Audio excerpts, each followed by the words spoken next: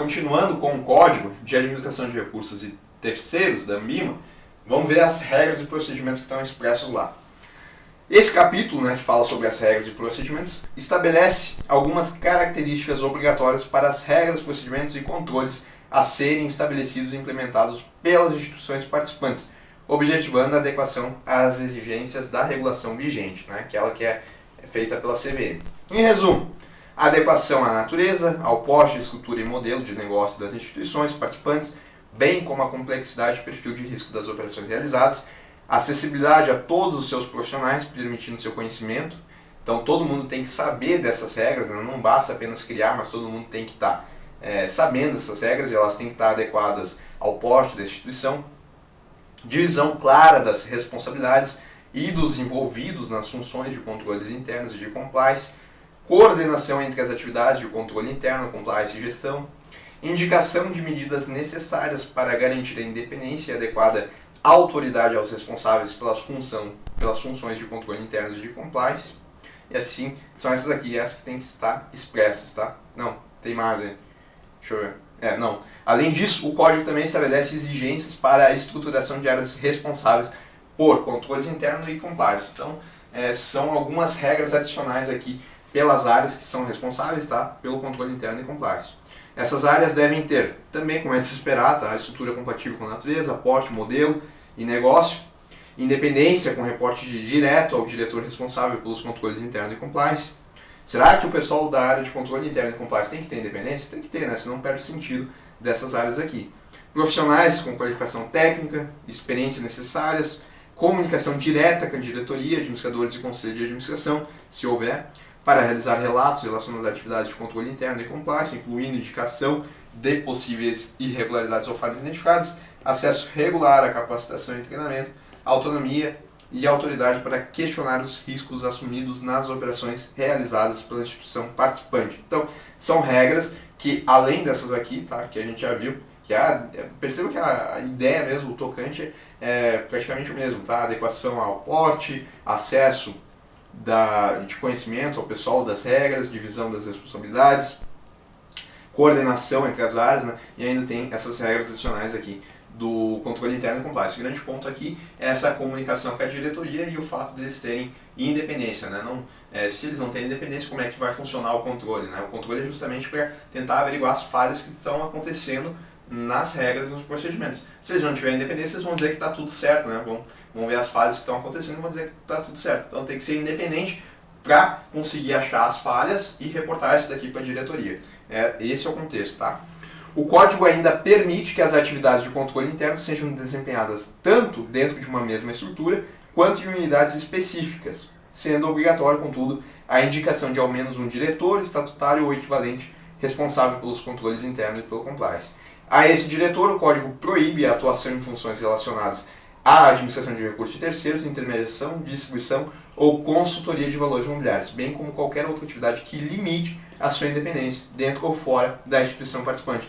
Então a gente proíbe aqui que ele faça o desempenho dessas outras funções porque a gente não quer diminuir a independência. Lembra, né? Se ele é administrador e daqui a pouco as regras e procedimentos eles não estão sendo colocados em sua eficiência total, mas como ele é administrador, ele tem que daqui a pouco atingir lá a meta de produção dele, né, de todas as funções ali que o administrador tem no fundo de investimento. Pode ser que ele não dê tanta bola assim para o fato das regras não estarem sendo cumpridas, o que é ruim. Por isso que a gente não pode ter esse diretor executando esse tipo de atividade, justamente para não fringir, né, para não acabar com a independência que esses setores aqui, tanto de controle interno quanto de compliance, devem ter. Bom, tanto é que na mesma tocada que a gente fala agora da segregação de atividades. Com o objetivo de evitar conflitos de interesse, o código expressa que o exercício da administração de recursos de terceiros deve ser segregado das demais atividades das instituições participantes. Tá? Então é assim, a gente pode ter, por exemplo, uma instituição financeira que ela está administrando um fundo de investimento e ao mesmo tempo ela está lá vendendo os seus produtos bancários, CDB, LCI, LCA, são produtos que ela está emitindo para os seus clientes e ao mesmo tempo ela está com um fundo de investimento. A gente tem que segregar isso, tá? A gente não pode aí ter as atividades de fundo de investimento, de administração de fundo de investimento, se comunicando com essas outras atividades que a instituição financeira ela presta. Porque senão a gente entra na situação de conflito de interesse. O administrador vai querer, daqui a pouco, justamente para cumprir as metas ali de produção, ele vai querer que o fundo de investimento aplique nos ativos da própria instituição financeira, o que pode não ser tão interessante assim para os cotistas desse fundo, que são, em último caso, o que mais interessa ali no fundo de investimento, né? São os objetivos dos cotistas e não da instituição financeira. Bom, para que isso ocorra de forma efetiva, devem ser adotados procedimentos operacionais que objetivem mitigar a ocorrência de ilícitos legais ou contrários à regulação, promover a segregação funcional das áreas responsáveis pela administração de recursos de terceiro das demais áreas que possam gerar potenciais conflitos de interesse, de forma a minimizar adequadamente tais conflitos. Olha só, essa é importante. Garantir a segregação física das instalações entre a área responsável pela administração de recursos de terceiros e as áreas responsáveis pela intermediação e distribuição de ativos financeiros, ou seja, a área que está distribuindo produtos de investimento tem que ficar separada fisicamente, tem que ter um muro, né? Tanto é que a gente fala em Chinese Wall, aí, que é esse muro que tem que existir, mas não é só no papel, fisicamente tem que existir essa estrutura que seja diferente, né? Tem que estar em outra área, a administração de fundos de investimento daquela que cuida da distribuição de outros ativos da instituição. Propiciar o bom uso de instalações, equipamento e informações comuns a mais de um setor da empresa. Preservar informações confidenciais e permitir a identificação das pessoas que tenham acesso a elas. Administrar e monitorar adequadamente as áreas identificadas como de potencial conflito de interesse. Vale destacar que há um caso em que o Código estabelece uma exceção. Nesse sentido, a instituição participante que distribua cotas de fundo de investimento dos quais seja administrador fiduciário ou gestor de recursos não precisa promover a segregação física entre essas duas áreas, tá? Porque a gente aí está falando de um fundo de investimento em que ela não é a administradora, tá? Ela apenas faz a distribuição. Então, se vocês verem na prova de vocês falando em distribuição por conta e ordem, aí nesse caso, tá? Não é necessária a segregação física, porque não é aquela instituição que está fazendo a administração, ela apenas está distribuindo esse fundo de investimento. Em relação à segurança e sigilo das informações, tá? O Código estabelece regras específicas para a segurança e o sigilo das informações. Para esse objetivo é necessária a implementação de mecanismos que contenham controle de informações confidenciais, reservadas ou privilegiadas, tranquilo isso daqui, né? De sócios, diretores, administradores, profissionais e terceiros contratados, a gente tem que, obviamente, né, prezar aqui pelo sigilo, incluindo regras de acesso e previsões específicas para mudança de atividade ou desligamento de profissionais, testes periódicos de segurança para os sistemas de informação, treinamento para os sócios, administradores e profissionais que tenham acesso a informações confidenciais, reservadas ou privilegiadas. Então, estamos prezando aí pela segurança para manter a confidencialidade dessas informações. Os profissionais ligados às instituições participantes, bem como terceiros contratados, devem assinar um documento de confidencialidade. Bom, a administração fiduciária. A administração de um fundo de investimento compreende um conjunto de serviços relacionados direta ou indiretamente ao funcionamento e manutenção do fundo. Esse serviço aqui de administração é justamente aquele que o administrador do fundo está fazendo, que é justamente cuidar de todo o fundo, né? Desde fazer o recolhimento lá do imposto de renda até mandar os documentos que são necessários aos cotistas. Isso é a administração fiduciária, porque está cuidando dos recursos de outra pessoa.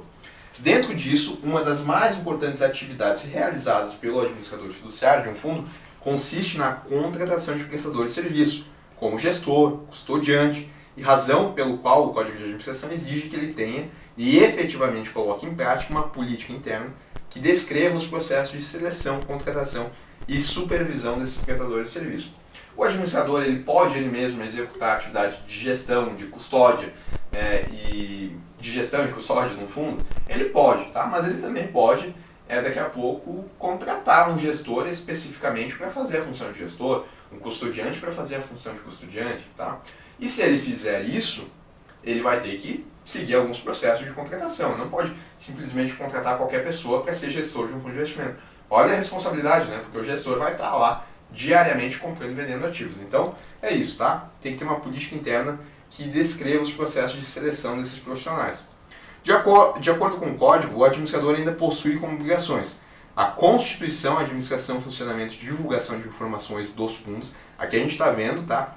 Funções do administrador fiduciário.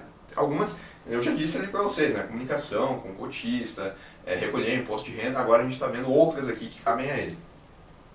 Elaboração de todos os documentos relacionados aos fundos, supervisão das regras, procedimentos e controle da gestão de risco implementada pelo gestor de recursos, supervisão dos limites de investimento das carteiras dos fundos de investimento. Lembra que a gente tem limite por emissor, limite por ativo, né? Cabe a ele fazer a supervisão. Supervisão dos terceiros contratados por si para a prestação de serviços aos fundos de investimento. Supervisão, por exemplo, do gestor, né? Que está exercendo lá a sua atividade. Gestão do risco de liquidez, que deve ser feita em conjunto com o gestor. Percebam que o administrador ele é um grande supervisor, né? Porque ele está sempre supervisionando alguma atividade executada por alguém ou supervisionando alguém. É essa a ideia que vocês têm que levar, né? Ele é um supervisor que delega demais serviços a outras pessoas. E, por fazer isso, é ele o principal responsável aqui por assumir a responsabilidade, né? E agora sobre o gestor, né, que é um desses serviços prestados.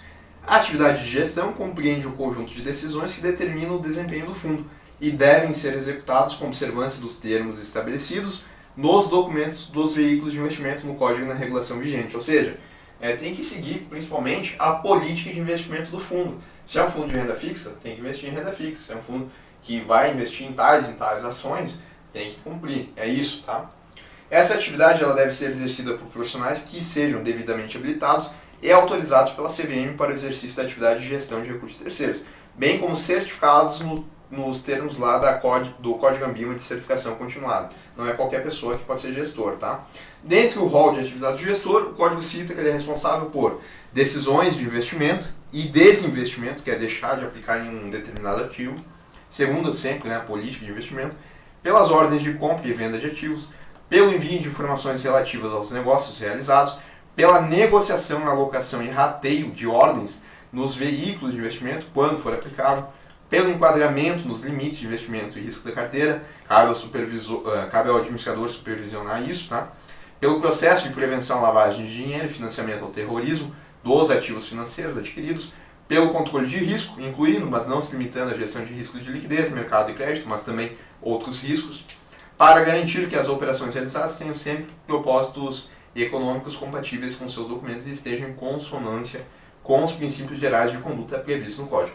Ou seja, o gestor ele vai cuidar dos ativos financeiros do fundo de investimento. Essa é a ideia. O administrador cuida da supervisão, né, comunicação com o cotista, envio de documentos e tudo mais, enquanto que o gestor ele cuida dos ativos financeiros do fundo de investimento. Bom, para terminar, tá, em relação ao selo ANBIMA, que está presente nos códigos. O selo ANBIMA é um atestado do compromisso das instituições participantes em atender às disposições dos códigos elaborados pela ANBIMA. Isso a gente está careca de saber. Portanto, há previsão de penalidade de proibição do uso de selo quando descumpridas as regras do Código de Administração de Recursos de Terceiros. Além disso, vale reforçar que a ANBIMA não se responsabiliza pelas informações constantes dos documentos divulgados pelas instituições participantes que façam uso do selo ANBIMA, nem pela qualidade da prestação de suas atividades. Tranquilo, é o que a gente já viu em demais regras. O selo atesta que a instituição financeira ela segue as recomendações, as determinações que estão lá na ANBIMA, mas ao mesmo tempo a instituição ela pode perder esse selo se ela descumprir as regras e também, mesmo que ela esteja com aquele selo emitido, a ANBIMA ela não atesta a veracidade das informações. Tá bom? Terminamos assim mais uma aula aqui, teórica essa daqui, bem teórica, né, porque fala sobre mais um código da ANBIMA. Voltamos aí numa próxima.